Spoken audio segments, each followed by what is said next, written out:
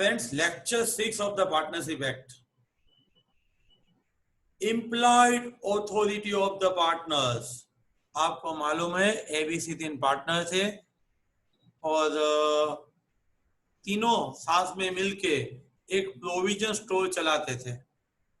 ABC तीनों partner है, provision store चलाते हैं। कभी ए बैठा होता है, कभी बी होता है, कभी सी होता है।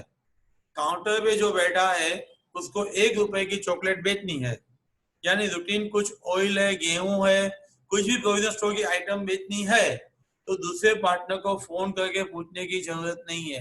It is with in implied authority. हमारा जो डेली काम है, रूटीन काम है, डे टू डे काम है, जो लेस इंपॉर्टेंट है, ऐसे काम के लिए दूसरे पार्टनर को पूछने की जरूरत नहीं है। तीनों के पास इम्प्लाइड ऑथोरिटी होती है।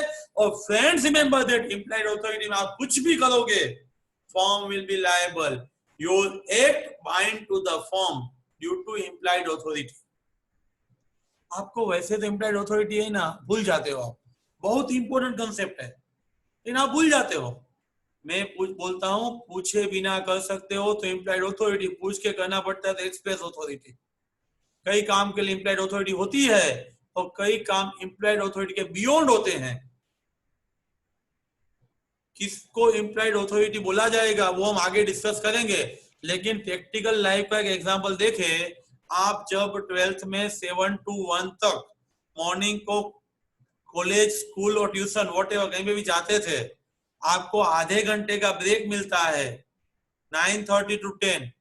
तो आपको एक पफ खाना है, समोसा खाना है, बर्गर खाना है, कुछ खाना है, तो क्या पापा को फोन करके पूछोगे पापा एक समोसा मैं खाऊं? पूछने की जरूरत नहीं। It is implied authority. Normal circumstances बोल रहा हूं, पूछता है तो अच्छा लड़का है, पूछना चाहिए। लेकिन पापा बोलेगा मुझे डिस्टर्ब मत कर, तू खा ले, इम्प्लाइड ऑथोरिटी है। पूछे भी ना कर सकते हो, रूटीन है, डे टू डे है, वो इम्प्लाइड ऑथोरिटी है। लेकिन आपके फ्रेंड ने अच्छा सा एक एप्पल मोबाइल लिया, आपको बहुत अच्छा लगा, तो आप पापा के फ्रेंड की दुकान पे जाके वो मोबाइल परचेस करके आ जाओगे या पापा को पूछोगे? फ्रेंड पापा को पूछोगे। पूछे बिना आप वो मोबाइल परचेस नहीं करोगे। It is not with in implied authority, it is beyond the implied authority. और इम्प्लाइड ऑथोरिटी के बाहर है। आपका काम आपके फर्म को बाइंड करता है, उसको पूछने की भी जरूरत नहीं है। It is within the implied authority. Let me see implied authority. Any act of partner with the firm name bind to the firm.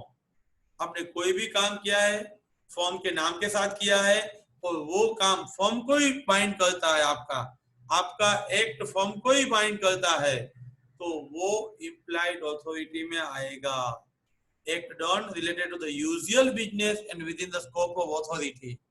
Day to day task होना चाहिए, आपको सत्ता मिली हुई होनी चाहिए, आपकी ऑथोरिटी होनी चाहिए, उसी वजह से आपने ये काम किया होना चाहिए, तभी वो इम्प्लाइड ऑथोरिटी में है ऐसा माना जाएगा।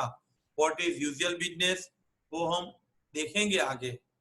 कोई भी यूजुअल काम है या नहीं वो depends on nature and circumstances of each case. कई बिजनेस के लिए समझो कि आप बैंकिंग सेक्टर है, नॉन बैंकिंग फिनेंशियल कंपनी आप चलाते हो, आप 3 पार्टनर है। अरे फ्रेंड्स, आपका फाइनेंस बिजनेस है तो किसी को भी बिल ऑफ एक्सचेंज में, चेक में, प्रॉमिसरी नोट में साइन करना है, ड्रॉ, एक्सेप्ट, इंडोर्स। तो रूटीन टास्क हुआ, नॉर्मल टास्क हुआ, डे टू डे टास्क हुआ, उसीलिए दूसरे पार्टनर को पूछने की जरूरत नहीं है। Friends remember that banking nature में रूटीन टास्क हुआ, बैंकिंग नेचर में रूटीन टास्क है। लेकिन वही आप सोलिसिटर है तो नेगोशिएबल इंस्ट्रूमेंट में endorsement, delivery, acceptance, it is not a routine task. For that you must get the permission of the other partner. It is not within the implied authority. क्या चीज implied authority में आएगी, क्या चीज implied authority में नहीं आएगी, वो depends on nature of the business and circumstances of the each case. हर एक केस की परिस्थिति पे आधारित है। हमारा डिपेंड्स ऑन नेचर, किस तरीके का बिजनेस है उस पर आधारित है।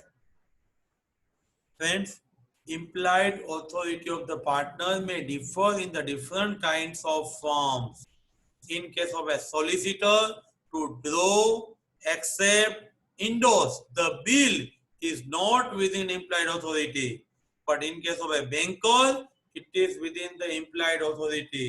Negotiable instrument का ट्रांजेक्शन सोलिसिटर के लिए implied authority नहीं है, लेकिन बैंक के लिए implied authority है।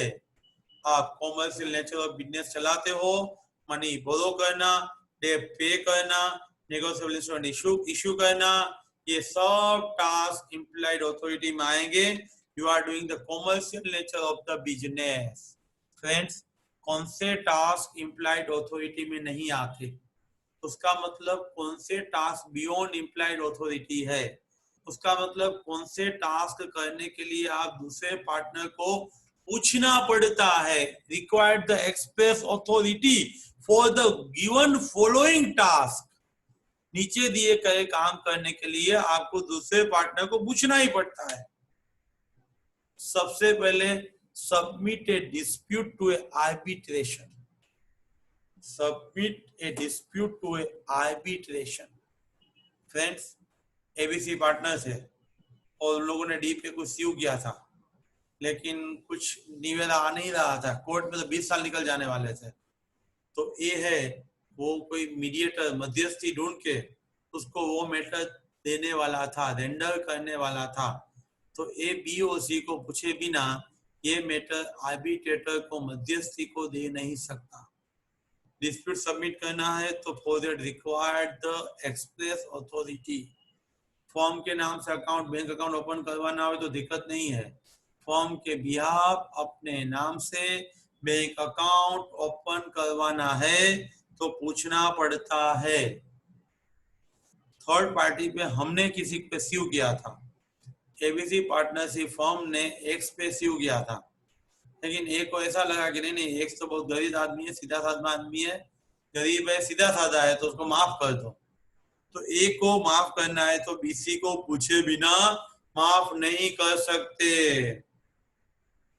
Compromise, compromise any claim against the third party.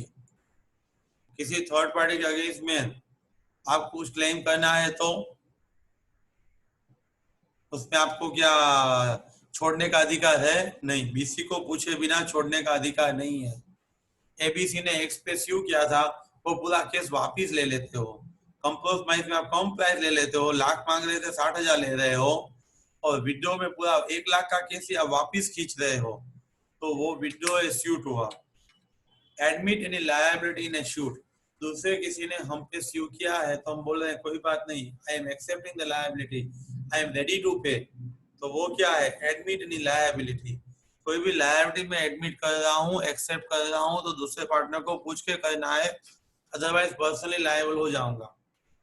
कोई फर्म की इमूवेबल जमीन मकान जैसी कोई प्रॉपर्टी पड़ी है, वो प्रॉपर्टी मैं किसी को ट्रांसफर करना चाहता हूँ और नई प्रॉपर्टी में एक्वायर करना चाहता हूँ, इमूवेबल प्रॉपर्टी का ट्रांजेक्शन दूसरे पार्टनर को पूछे बिना हम नहीं कर सकते। हम पार्टनरशिप, हमको दूसरी फर्म में पार्टनर बनना है, कोई नया पार्टनर हमें फर्म में लेके आना है, तो any person enter into a partnership then you must ask to other partners. Friends, आपको ये रट्टा मारना है, इंपॉर्टेंट चीज है। एग्जाम में डिस्क्रिप्टिव क्वेश्चन में इतने काम करने में लिए दूसरे को पूछना पड़ता है, ये सभी काम है वो आप इम्प्लाइड अथॉरिटी के बियॉन्ड मानोगे। आपको डिस्प्यूट किसी मध्यस्थी को देना है, अपने नाम से बैंक अकाउंट ओपन करवाना है, किसी पे आपने स्यू किया था उसमें थोड़ा कम ले लेना है, वो पूरा केस वापिस खींचना है। आपको कोई और पर्सन ने स्यू किया है तो आपको जवाबदारी स्वीकारनी है। इमेबल प्रॉपर्टी परचेज करना है, ट्रांसफर करना है, फॉर्म को नया पार्टनर लेना है, ऐसा कोई भी काम है तो अदर पार्टनर को पूछे बिना आप नहीं कर सकते। फ्रेंड, ऊपर दी गई जो अथॉरिटी है वो इम्प्लाइड के बियॉन्ड है, लेकिन आप अपनी इम्प्लाइड अथॉरिटी में कम और ज्यादा कर सकते हो। फ्रेंड, कोई भी पार्टनर की इम्प्लाइड अथॉरिटी में आप रिस्ट्रिक्शन भी डाल सकते हो और एक्सटेंशन भी कर सकते हो with consent of all partner. With consent of all partner, नया पार्टनर आप एडमिट भी कर सकते हो। इन यूसेज और कस्टम है तो भी आप वो इम्प्लाइड अथॉरिटी में काउंट कर पाओगे। समझो कि एबीसी पार्टनर थे, सी है वो परचेस करने जाता था, लेकिन सी का निग्लिजेंस देख के एबी ने बोला अबे ओ सी, अभी कभी कभी किसी से ना गुड्स परचेस मत करना, हम परचेस करेंगे। रिस्ट्रिक्ट अथॉरिटी, एबीसी को आपने रिस्ट्रिक्ट कर दिया। जनरली क्या होता है, प्रॉपर्टी परचेस करना है तो तीनों को साथ में परचेस करना है।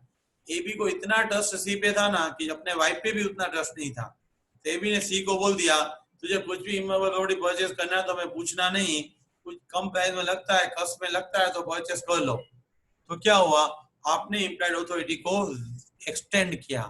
Both allow, implied authority can be extended and implied authority can be restricted।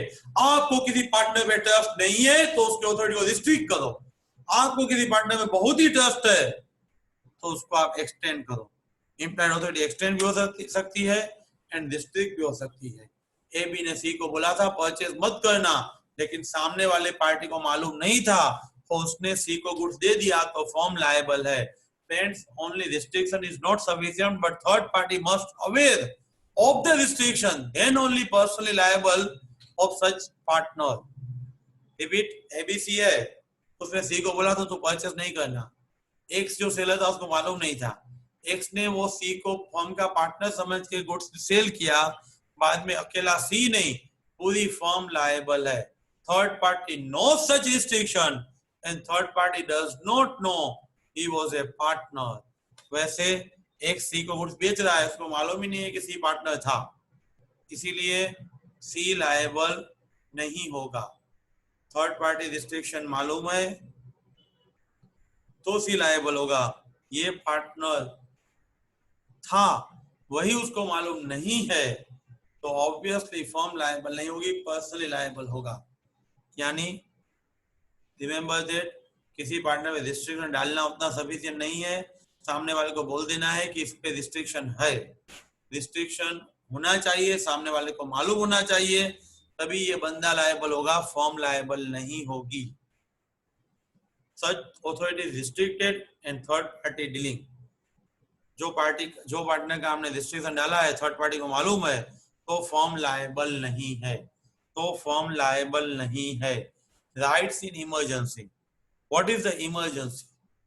Friends, हम जो राइट्स इन इमरजेंसी की बात करते हैं, एबीसी पार्टनर था, सी है वो जहाज लेके शिप में जा रहा था, बीच में फ्यूल खत्म हो गया तो फोन का कवरेज नहीं था, दूसरा जहाज वाला 5 टाइम्स प्राइस बोल रहा था, तो आप क्या अदर पार्टनर को पूछे बिना परचेस करोगे? हाँ करेंगे।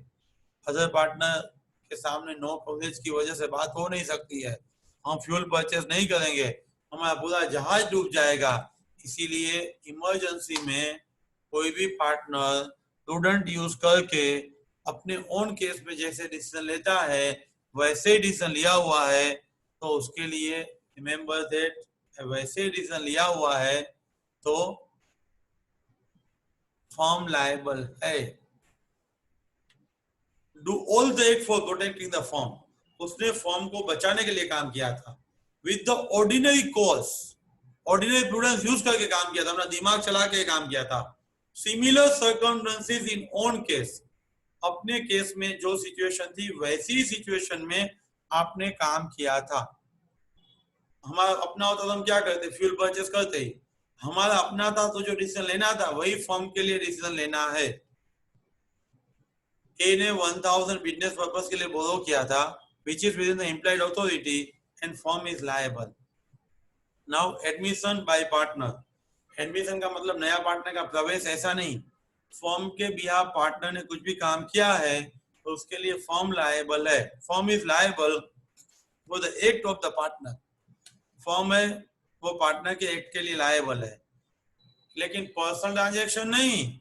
इन relation to the partnership transaction firm कब लायबल है? फ्रेंड्स, पार्टनरशिप ट्रांजेक्शन के लिए फर्म लायबल है, नहीं कि उसके पर्सनल ट्रांजेक्शन। तो पार्टनरशिप ट्रांजेक्शन के लिए भी फर्म लायबल रहेगी।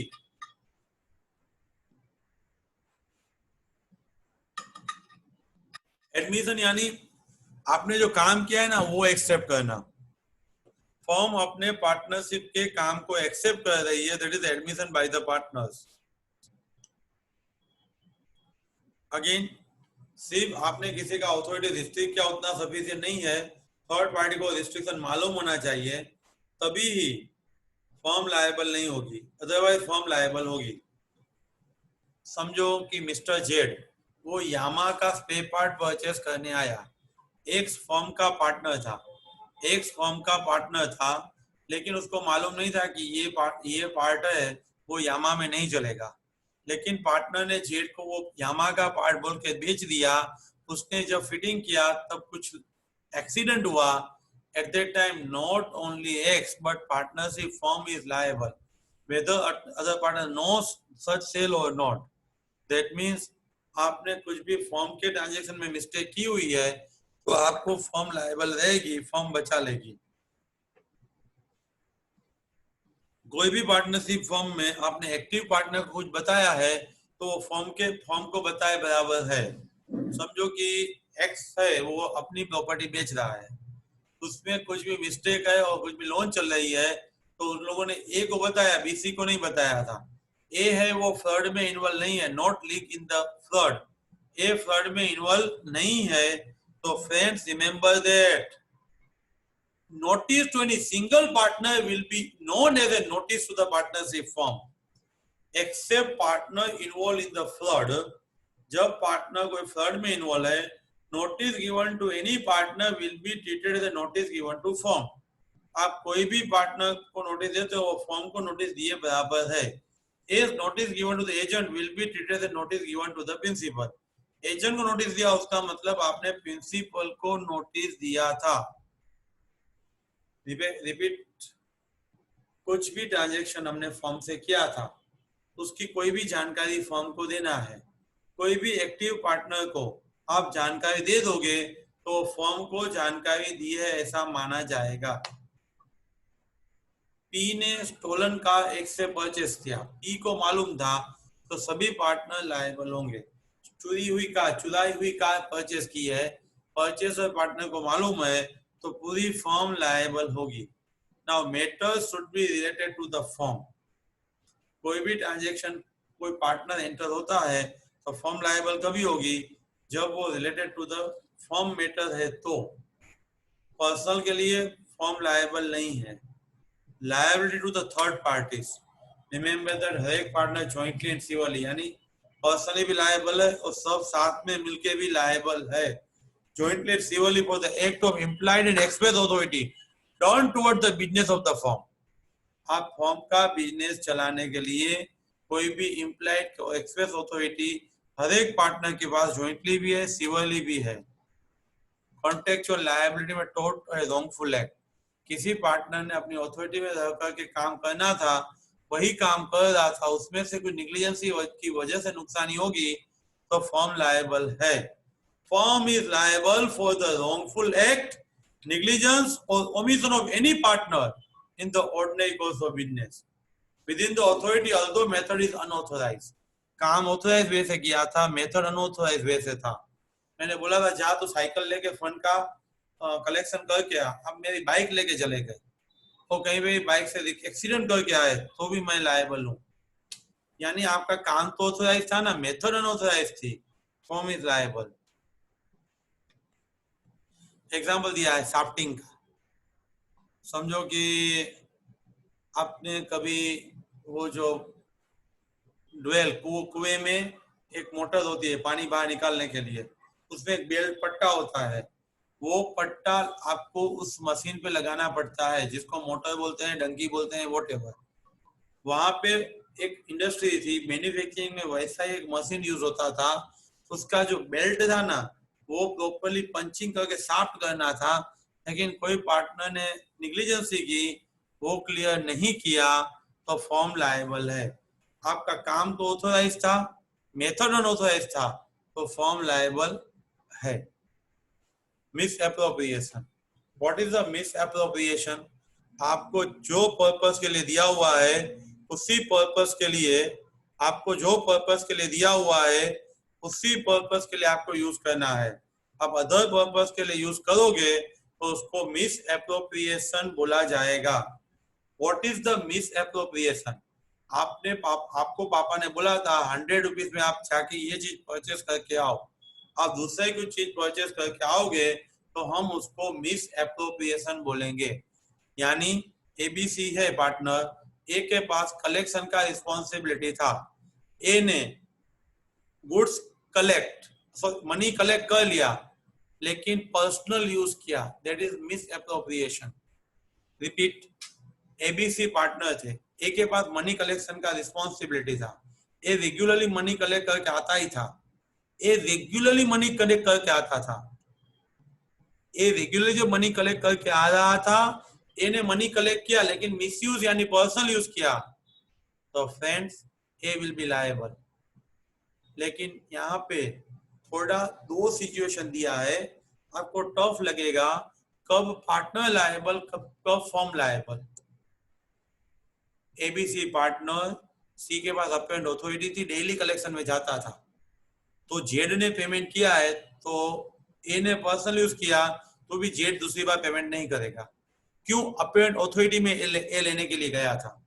अभी दूसरी सिचुएशन, ए के पास अथॉरिटी नहीं था, ए कभी नहीं जाता था, पहली बार गया था लेकिन वो पहुंच बुक लेके गया था, पहुंच बना के उसको दे दिया, उसका मतलब वो मनी लेके फर्म की कस्टडी में लेके आया, बाद में पर्सनल यूज किया तो भी ए फिर से पेमेंट नहीं, एक जेड फिर से पेमेंट नहीं करेगा। फ्रेंड्स दो सिचुएशन में जेड फिर से पेमेंट नहीं करेगा। Misappropriation means misuse. A daily purchase करने जाता गुड्स और मनी लेने जाता था, ए डेली रिकवरी में जा रहा था, जेड ने आज ए को पे किया लेकिन ए ने फर्म को नहीं दिया, तो जेड फिर से फर्म को नहीं देगा, ए देगा। ए कभी नहीं जाता था लेकिन आज वो बुक लेके गया है, पहुंच बना के उसको दे दिया है, बाद में पर्सनल यूज किया है तो भी जेड फिर से पेमेंट नहीं करेगा। यहाँ दो वर्ड यूज करते हैं, पेयर ने अपेरेंट अथॉरिटी देख के पेमेंट किया है और उस फर्म की कस्टडी में लेने वाला लेके गया है तो फिर से पेमेंट की जरूरत नहीं है, जो चोर है वो पे करेगा, पार्टनर है वो पे करेगा। लेकिन फ्रेंड्स ए कभी लेने के लिए नहीं जाता था, पहली बार गया, पहुंच लेके भी नहीं गया, सिर्फ उसको बोला चल मैं फॉर्म की भी आप आया हूं, और जेड अच्छा आदमी था, सामने से दे दिया। ए मिसयूज करेगा तो जेड को फिर से फॉर्म को देना पड़ेगा। दो सिचुएशन में फिर से फॉर्म को नहीं देना है। पहली सिचुएशन लेने वाला आया था, वो अपेरेंट अथॉरिटी में था, वो डेली आता था। दूसरी सिचुएशन वो अपेरेंट अथॉरिटी में नहीं था लेकिन उसने हमने पहुंच बना के दिया, उसका मतलब फॉर्म की कस्टडी में ले गया। ये दो सिचुएशन में जेड फिर से पे नहीं करेगा। उसके अलावा की सिचुएशन, लेने वाले के पास अथॉरिटी नहीं था, लेने वाले ने पहुंच भी नहीं दिया था, यानी फॉर्म की कस्टडी में नहीं लाया था, तो जेड को फिर से पेमेंट करना पड़ेगा। फ्रेंड्स रिमेंबर, किसी को भी पेमेंट करो ना, पहले उसकी अथॉरिटी देख लो। If it was within the apparent authority, लेने वाले की अथॉरिटी है या नहीं वो देखो, और bring it with in the forms custody, वो फॉर्म की कस्टडी में ले जाना है ना, पर्सनल अकाउंट में नहीं है ना, वो देखो। Then misapply, firm is liable, payer फी से पे नहीं करेगा, फॉर्म उस पार्टनर पे स्यू करेगा। एबीसी पार्टनर है, कार पार्किंग का बिजनेस है, जब पी ने ए की प्रेजेंस में कार पार्क कर दिया, ए ने वो कार बेच दिया, तो भी फॉर्म लायबल है, तो भी फ्रेंड्स फॉर्म लायबल है। Misappropriation very typical topic, I am repeating. ABC partner, Z is a payer, Z regular A को लेने आता था, उसको ही पेमेंट किया, अपेरेंट अथॉरिटी में पेमेंट किया, तो फिर से पे नहीं करना है, फॉर्म लायबल। फॉर्म है वो पार्टनर के पास क्यों करेगी। ए कभी लेने के लिए नहीं आता था लेकिन पहुंच दे के गया, उसका मतलब वो मनी फॉर्म की कस्टडी में आ गया, तो भी जेड फी से पेमेंट नहीं करेगा। ए के पास अथॉरिटी नहीं है, ए कभी लेने नहीं आता था, ए ने पहुंच भी नहीं दिया है, फॉर्म की कस्टडी में नहीं लेके गया है, उसी सिचुएशन में जेड को फिर से पेमेंट करना पड़ेगा।